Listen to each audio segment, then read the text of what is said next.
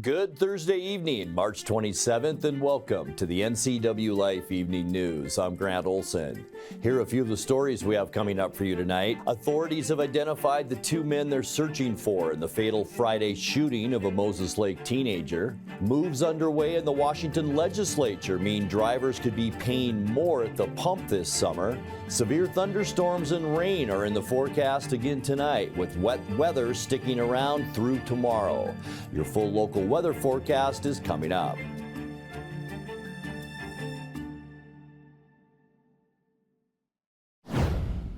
The city of East Wenatchee is taking action to address $900,000 budget deficit and says it's identified immediate measures to mitigate the shortfall.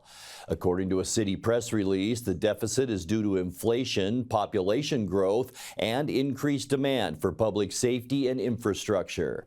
The city eliminated an open police officer position from its budget and postponed several non-urgent equipment purchases and maintenance projects. Those actions have reduced the deficit by $300,000. Mayor Geraldine Crawford said the city is working with department heads and financial experts to resolve the deficit while prioritizing essential services.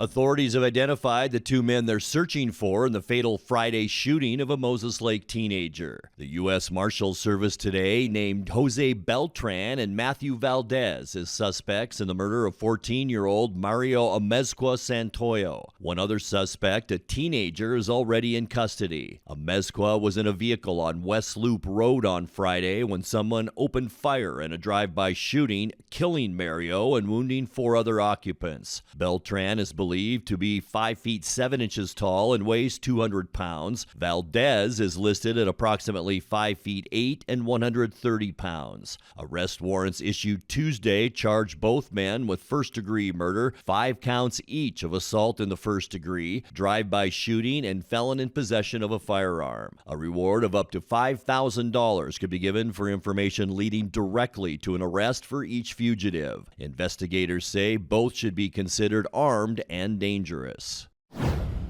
On Tuesday, the Moses Lake City Council unanimously voted to ban the distribution of any drug on city property, including opioid overdose reversal drug Narcan. The decision comes after council members questioned if the Moses Lake Library was a proper location for a Narcan vending machine and cited a community petition against the machine in the library. North Central Washington Libraries partnered with Thriving Together North Central Washington to install and maintain the vending machine.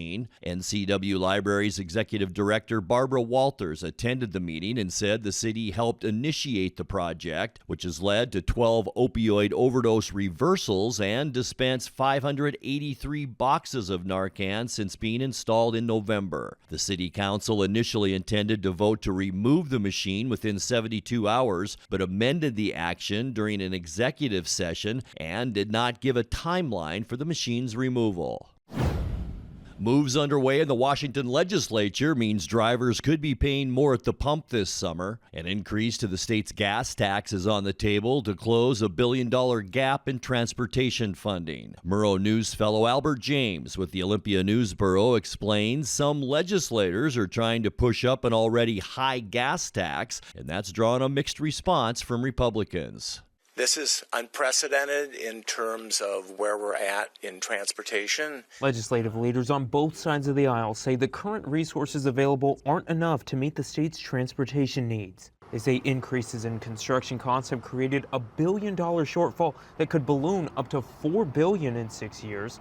While they're proposing various different cuts and ways to streamline construction, they say they ultimately need more money. If we were to use our existing resources alone, it would mean significant delays to projects all over the state. It would mean suspending workforce development initiatives at ferries and state patrol, and it would mean inadequate transportation system for Washingtonians. To bring in more revenue, the two chambers offered different solutions, like the Senate authorizing tolls on State Route 520 beyond the floating bridge, and the House implementing an annual fee for more fuel-efficient cars. However, both proposals include an increase to the state's gas tax. Currently, Washington has the country's third highest tax at 49 cents a gallon, last increased in 2016. The Senate proposal would increase that by 6 cents in July, while the House would add 9 cents. Both would annually index to inflation in the years after. Nobody likes to raise taxes. You know, my side doesn't like to raise taxes, but you know, the realities of life are what they are. And in order to make this system work, it takes money. While the gas tax increase has some Republican buy-in, not everyone on the right is sold. House Transportation Ranking Member Andrew Barkis says the gas tax, along with other proposed fees and taxes from the transportation and operating budgets, all come at a bad time. Washington State is feeling the pressures of how expensive it is to live, to work here. And when you look at the environment right now with what's coming in the next 30 days, with all these tax proposals that are being put forth, this is just not the right time to be talking about increasing that pressure on the people of Washington. Barkis says the state should instead look at repurposing Climate Commitment Act funds, though Democrats are opposed to that idea. The Republican says he'll push for alternatives, as a lot can change between these initial proposals and the final budget. I'm going to try to make sure that we do not impose the burdens on them that we're seeing right now to make it more expensive to live here in Washington State. Both transportation proposals are set to be voted at a committee by the end of the week. Then comes floor votes and later a conference committee to reconcile their differences and pass one budget by the end of the session. At the state capitol in Olympia, I'm Albert James reporting. When we come back, travelers on the Sunset Highway stretch of Highway 28 should plan for single lane and shoulder closures beginning Sunday, lasting into early May. With the U.S. Capitol as a backdrop, Congressman Dan Newhouse joined fellow lawmakers and business leaders Wednesday to promote reforms to the H-2A migrant labor program. I'm Grant Olson, and you're watching the NCWLIFE Evening News. Hi, folks. Welcome to Save Mart. How can we help you today? We're looking for a recliner. Okay, right this way. Go ahead and move this chair on the other side. You can lift this up to the warranty. Great, I want that one. I like that one. That's a great choice. And I want this one as well. Okay. And I definitely want this one. You'll find it at Save Mart. Full service at a low, low price. Merry Maids can clean your entire home, business, or vacation rental from top to bottom, inside and out. Merry Maids will even take care of cleaning your carpets, and they can pressure wash your home. Merry Maids has thousands of happy customers. They've been cleaning homes and businesses in our valley for over 25 years. Check out their glowing reviews at MerryMaidsOfWenatchee.com and call the cleaning experts, Merry Maids, to get your free estimate. Your satisfaction is guaranteed. So relax, it's done. At Local Myth Pizza, we believe in real food, freshly prepared with only premium ingredients. Our cheeses are imported from Italy. Our sauces, dressings, and even our sausages are made in-house fresh daily. Featuring Northwest craft beers and 30 Chelan Valley wines and ciders. Family fun and amazing food. Eat local, drink local, and be local at Local Myth Pizza. Come see why Sunset Magazine says you can't beat Local Myth Pizza. Travelers on the Sunset Highway stretch of Highway 28 should plan for single lane and shoulder closures beginning Sunday into early May. The Washington State Department of Transportation says closures will be at multiple locations between 9th Street and Hadley Street in East Wenatchee as part of the East Wenatchee Corridor Improvement Project. Travelers can expect intermittent shoulder closures on weekdays from 6 a.m. to 7 p.m. That'll go from March 31st to May 5th. In April, single lane closures with flagger-controlled traffic will occur on weeknights from 7 p.m. to 6 a.m. The DOT says the project aims to enhance safety and mobility along Sunset Highway. With the U.S. Capitol as a backdrop, Congressman Dan Newhouse joined fellow lawmakers and business leaders yesterday to promote reforms to the H-2A migrant labor program, which allows international workers to conduct agricultural work in the United States under contract with employers. The 4th District Republican has championed changes to the H-2A program. He said while the country's borders must be secured, protections for legal immigrant workers must also be preserved. Immigrant workers are the most important workers that we have. They truly are, because without them, from my perspective, we would not have an agricultural industry. I'm a farmer from as you heard, from the great state of Washington. We depend on immigrant workers to make sure that all of you have food on the table when you sit down to eat with your families. It is one of the most basic industries that you can think of. And without a workforce, we are truly putting ourselves at risk. A pedestrian who was struck by a pickup on State Route 155 on Wednesday night has died. The Washington State Patrol says at approximately 7:54 p.m., a 2021 Sierra GMC pickup truck was traveling northbound when it struck a pedestrian who'd walked into the roadway. The pedestrian, 55-year-old Michelle L. Bourde of Camas, was transported to Sacred Heart Medical Center in Spokane by a Life Flight helicopter where she later passed away. The driver of the pickup, 73-year-old Susan R. Irving of Grand Coulee, was uninjured. Police did not cite her for that collision. The Wenatchee Sportsmen's Association will host its 57th annual fundraising banquet this Saturday. The local association serves as a community of individuals dedicated to the conservation of fish and wildlife. This year's banquet will be held at St. Joseph Catholic Church on Elliott Avenue. Doors will open at 4:30 p.m. with dinner served at 5:30 p.m. Firearms, fishing gear, resort stays, and more will be auctioned or raffled off. Tickets for the event are available in person at Hooked on Toys or on the association's website. Coming up next in tonight's feature story, we will introduce you to Louie the cat, one of the many pets up for adoption at the Wenatchee Valley Humane Society. Showers and thunderstorms are likely again tonight with cooler and wet weather through Friday. I'll have all the details coming up in your full local weather forecast. That and much more still to come tonight. Please stay with us. Caught in a conflict? Family, workplace, neighbor, business, housing disputes? Wenatchee Valley Dispute Resolution Center provides mediation services, a cost-effective and efficient way to provide a written resolution to disputes and issues. Plus, we offer mediation training and community education on conflict resolution and communication skills. Contact us to learn more. Hi, I'm Amanda Walden with A. Walden Insurance Group. Medicare can be overwhelming, but you don't have to figure it out alone. I've been helping people understand their Medicare options for over a decade. Medicare isn't a one-size-fits-all. I'll help you understand your coverage options so you can feel confident in your decisions. Let's find the right Medicare plan for you. Call me today or come and see me at my office located on South Chelan Avenue in Wenatchee between the YMCA and the Social Security office. I look forward to meeting you soon. The Wenatchee Bighorns are back in action against the Salem Capitals in TBL play on Thursday, April 17th. Join Grant Olson and Jamie Council with all the action here on the NCWLIFE channel. W.B. Smith Gym on the campus of Wenatchee Valley College is the home for Bighorns basketball, and you can see it live here on the NCWLIFE channel.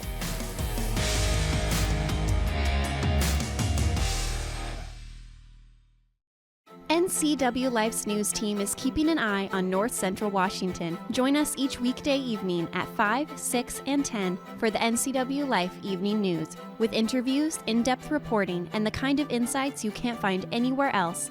We're the hometown news station for the Wenatchee Valley, the Cascade Foothills, and up and down the Columbia River. Thanks for watching NCWLIFE, proud to be part of the Washington State Apple Blossom Festival. It's time now for our weekly feature story, Pause for Pets, with the Wenatchee Valley Humane Society. Tonight's segment features a 1-year-old cat with a big heart and resilient spirit. He loves treats, chin scratches, and is on the search for his forever home. Meet Louie.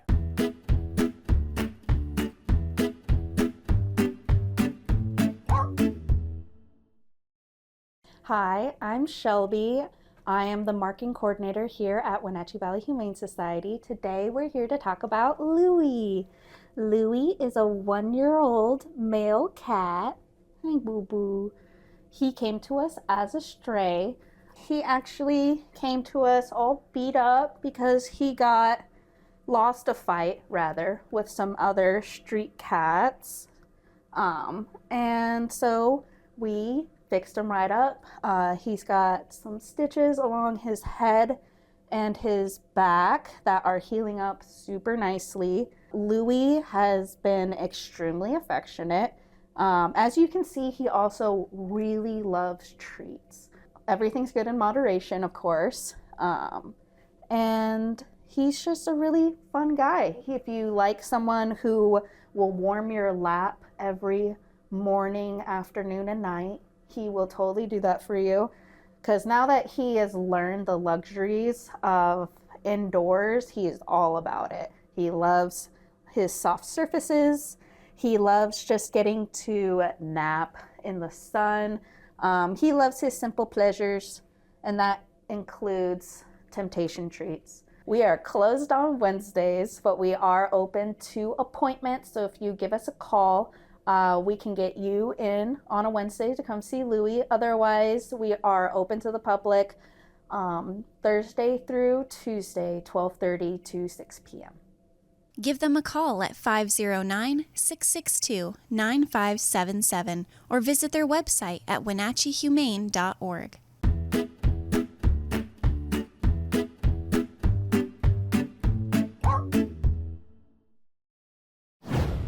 Time now to take a look at your North Central Washington weather forecast. Hope you had a great Thursday. A lot cooler out there today. And we did have some clouds, although we did see some blue sky this morning, and now some more clouds as we look out our weather window rolling into the Wenatchee Valley. This is from this afternoon, all ahead of another storm system that should bring us some rain showers overnight. We didn't pick up a whole lot last night, just to trace, but some locations in our viewing area did even see some heavier rain and some severe thunderstorms. That was overnight last night. We could see that once again tonight. Brief heavy downpours of rain, isolated lightning strikes, and small hail. And that is until a little late tonight and into our overnight. So keep that in mind if you are traveling anywhere around our area in our evening hours. Not a bad day today, but quite a bit cooler. 61 our unofficial high temperature. That's about 5 degrees above where we should be for this time of year at 56. Our record 75 degrees, and that was set in 1994. How about that mild start to our day this morning with the cloud cover overnight? Boy, it really kept our temperature up. 50 our low, 36 is our normal low temperature, and 24 our record set in 1975. This really hasn't changed. We just picked up a trace of precipitation. Maybe we'll pick up a little bit more than that tonight. Sunrise 6:49, and our sun sets tonight at 7:24. Getting into those Friday temperatures, a lot like today, just a little bit cooler. We will see a chance for some rain showers tomorrow. We'll get into that in a second. Almost 60 for Moses Lake and Ephrata at 59, 58 for Quincy, and then basically middle 50s from Ellensburg into Wenatchee, Eniat and Chelan, Omak at 57, and then low to mid 50s from Lake Wenatchee into Leavenworth, Cashmere tomorrow, your high temperature 55 degrees. Tonight we can expect increasing clouds and a 70% chance of rain. It's all because of that area of low pressure off our coast. It will bring that chance for rain, as I mentioned, in our overnight hours as well. Most of it should be to our north. So you folks in Omak, maybe Pateros, you'll see some good rain overnight tonight. For Friday then, mostly cloudy skies. We will see off and on showers throughout the day. So at least a 50% chance of rain. That will be afternoon showers, clearing in the evening with high temperatures tomorrow. Not that warm, only into the mid 50s. And then as we get into the upcoming weekend, Saturday will be our in-between storm systems day. So get out there and enjoy it if you can. High pressure will bring mostly sunny skies to us on Saturday. Not going to be a bad day at all. With Sunday, here's the big change. A 50% chance of rain as another area of low pressure pushes in. Not so much during the day, but this will move to the north as we get into our evening hours. So it will be a rainy overnight on Sunday with lows in the upper 30s. For Monday, cloudy skies. Once again, about a 50-50 chance that we'll see some rain. And look at the snow showers once again in the Cascades. Not ruling that out on Sunday, or I should say on Monday. And then things get a little bit better for our first day of April on Tuesday. More stable weather, partly cloudy skies. There will still be plenty of clouds around our state, but really no moisture. High temperatures for our April 1st into the mid-50s. And then on Wednesday, we expect partly cloudy skies, a little bit cooler temperatures. And look what's moving in. 2 areas of low pressure. We'll keep our eye on that into the end of next week. But our high on Wednesday, pretty cool for this time of year, only in the low 50s. All right, here's your 7-day forecast. 44 overnight tonight, 50-50 chance for rain tomorrow, and 56. Saturday, our best day of the entire forecast, mostly sunny and 56. And then once again, a 50% chance of rain on both Sunday and Monday. Temperatures pretty seasonal, mid to upper 50s, and then just partly cloudy skies for April 1st on Tuesday, and that goes for Wednesday too. High temperatures in the low to mid 50s. And that's a look at your North Central Washington weather forecast. Coming up next, tonight's sports report with Eric Granstrom and more as the NCWLIFE Evening News continues right after this.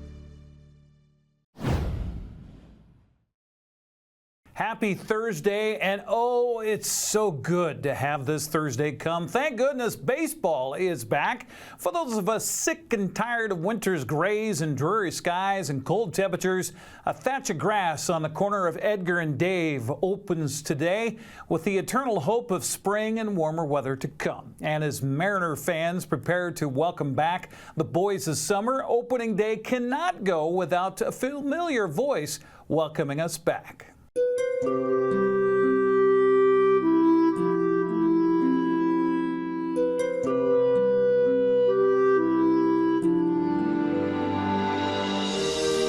Someone once said, you don't grip a baseball. A baseball grips you. It fills our days and brightens our nights.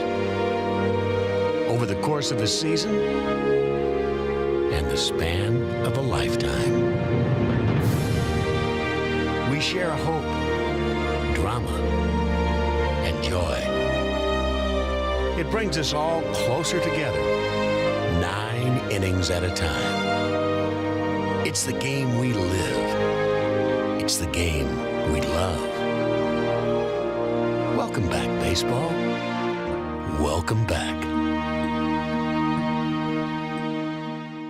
And as the Mariners prepare to take on the Athletics in the first of 162 games and try to snap a streak of just missing the playoffs, Seattle has put together a vibe video for us to get ready. The countdown's been on. Very excited to be back, ready to get after it. It's a great feeling, you know, just to be back out there in front of our fans and, you know, just to get the season rolling. The fans run deep. They make it even better to put this jersey on your back. They're right there with us, so it feels like a extended version of the team. I think the confidence and trust that we have in each other. Everyone puts in the work every day. That's something really important, to go out there and compete and kind of know the guys that you have next to you. Oh my goodness, off the hit it here, Cafe! First pitch tonight between the Mariners and Athletics, 7:10 on Root Sports Northwest. Plenty of fanfare will precede the game, including ceremonial first pitch by Ichiro Suzuki. Well, Haley Van Lith made quite a stir last weekend in her comments following TCU's win over Louisville to reach the Sweet 16 of the NCAA Women's Basketball Tournament. In her post-game press conference, Haley broke down in tears, saying she's been through some dark times and even contemplated suicide early in her career. She said her faith in God has brought her through. It's been very positive. I've received a lot of encouragement and also a lot of people, sharing that they can relate or that I help them, feel understood. And that's the whole point. I think I meant it when I said that I've been praying on what the timing of when God wants me to share my story for a while, because I've known ever since it started that he was I'm going through such a unique journey that it has to be for a reason bigger than myself. And so I've known that I had to share it at some point. I've been praying on it, and I just felt, the question that kicked it off, as soon as they asked the question, I knew, okay, this is the time that he wants me to speak on it. And it's been great. It's a little bit intimidating for me because it's totally outside my comfort zone. Only the people that are closest to me, like my parents and maybe, my brother and my best friend, kind of know the extent to what my life has been like.